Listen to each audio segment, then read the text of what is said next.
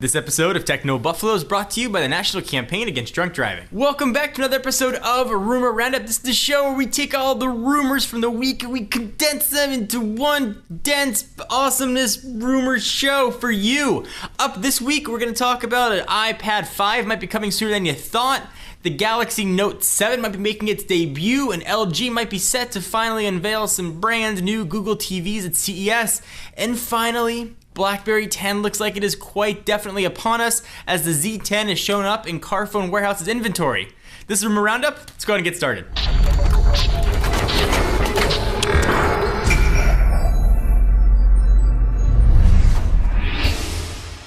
So you know that brand new iPad 4 you just got for Christmas that you're loving and kissing and saying it's the best new iPad you've ever seen? Well, it might be outdated sooner than you thought. If you thought the release cycle between 3 and 4 was short, wait till you hear what might be coming for 5. According to a report from Mako Katara, the 5th generation iPad will be making its way to store shelves in March 2013. According to the sources that spoke with the site, the 5th iteration of the top-selling tablet will pick up some of the design cues from the iPad mini, be thinner, shorter, and a little bit narrower, so smaller bezels. Apple's release schedule is getting crazy short. I mean, when it was a year, it was fine. You could predict when the next tablet was coming, the next phone was coming, and I think are doing more harm than good to the company. They're selling certainly a boat ton, but it's hurting the reputation, I think, of what people feel about the iPad being a premium product, at least having the newest for a few months. I don't know, maybe I'm off here. What do you guys think? If you're looking for something to compete with either the Nexus 7 or the iPad mini, Samsung might have you covered.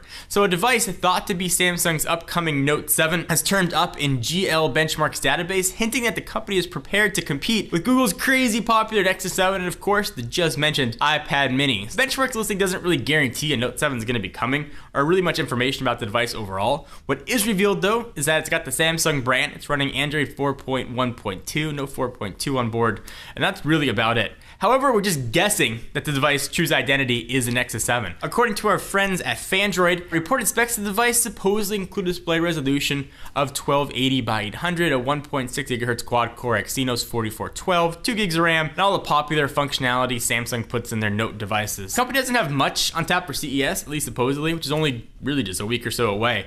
So maybe we'll see something of substance, maybe at Mobile World Congress. Perhaps this will be geared to a more international audience. Samsung does make the Nexus 10, so it's kind of be competing against themselves a little bit in the Nexus front. I do think though that we'll definitely see one. So listen, I'm gonna be honest, I've written off Google TV many years ago. I was there at the grand debut when Sony in New York took the reins with the first Google TVs and I was excited for it. It looked awesome, and then I used it and realized I had absolutely no use for it whatsoever, and since its announcement a few years ago, it's kind of petered off. Now, LG is hoping that they could revive the Google TV brand, and they are supposedly set to introduce multiple new Google TV-enabled television sets at CES 2013. Google's streaming media platform has been getting a bit more powerful lately. They got a new redesign. LG is hopefully thinking that it's time to give folks more options to trying it out. Announced this week, LG is going to be introducing a 42, 47, 50, 55, and 60-inch sets to the platform built in at CES 2013. I would have liked to see 65 bigger, but capping out at 60 is certainly pretty decent as well. Additionally, as many manufacturers do with Android, there's going to be a custom UI skin slapped on top of the platform,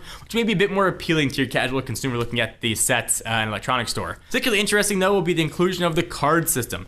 This new feature is going to act as folders for various apps as well as delivering information such as news, weather, information about various television programs, and all kinds of other goodness.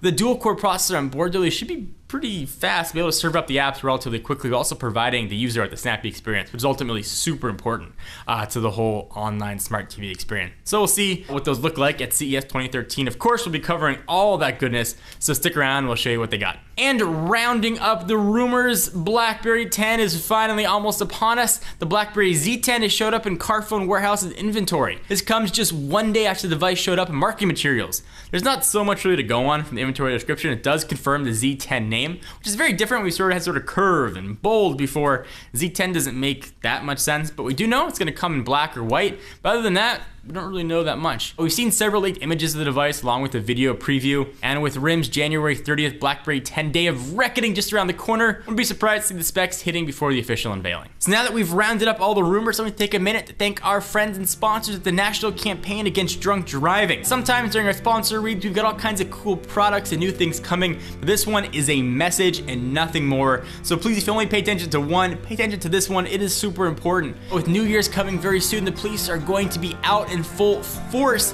in a nationwide effort to crack down on impaired driving. Young adults, so you and me, I consider myself a young adult still. No, got a 3 before my number of years. During December 2010, drivers aged 21 to 34 were involved in more fatal drunk driving crashes than any other group. 78% of those drivers were male. So dudes and dudettes, if you go anywhere near a drink, just don't drive. Call your mom, call your dad, call your girlfriend, cousin, somebody else you know, call a cab. Any other way to get home, it's not worth putting your life at risk, your passenger's life at risk, or somebody else who's just innocently driving on the road that you might hit at risk. Guys, moral is, drive sober or get pulled over. So thank you guys for watching another episode of Rumor Roundup. I hope you enjoyed. Be sure to check us out at technobuffalo.com for latest and greatest tech news. I am John Rettinger, and I'll see you in the next video.